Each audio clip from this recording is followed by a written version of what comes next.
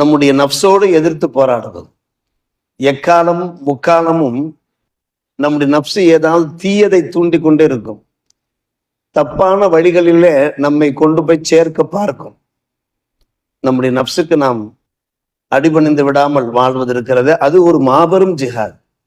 ஜிஹாதிலே மிக சிறப்பான ஒரு ஜிஹாது என்னவென்றால், மனசோடு நப்சோடு எதிர்த்து போராடுகின்ற அந்த போராட்டம் இருக்கிறதே, அதான் மாபெரும் ஜிஹாத் என்று ஹதீஸ் ஷரீஃபிலையும் நாம் பார்க்கிறோம். அல்லாஹ் இதிலே என்ன கூற வருகிறான்?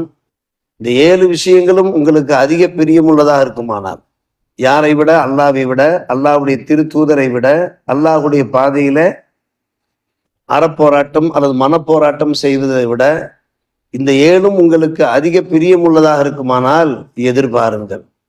அத்தா ஏத்தி அல்லாஹ் பி அம்பரி, அல்லாஹ்வுடைய சோதனை உங்களுக்கு வரும் என்று அல்லாஹ் எச்சரிக்கை செய்கிறான். அல்லாஹ் நம்மை காப்பாற்ற வேண்டும். இவற்றை பிரியப்படக்கூடாது என்று அல்லாஹ் சொல்லவில்லை. எப்படி நாம் தந்தைமார்களை பிரியப்படாமல் இருக்க முடியும்? பிள்ளைகளை எப்படி பிரியப்படாமல் இருக்க முடியும்? பிரியப்படுங்கள் என்று அல்லாஹ் தானே சொல்லுகிறான் குர்ஆனிலே. அல்லாஹ்வுடைய திருத்தூதர் தானே சொல்லுகிறார்கள்.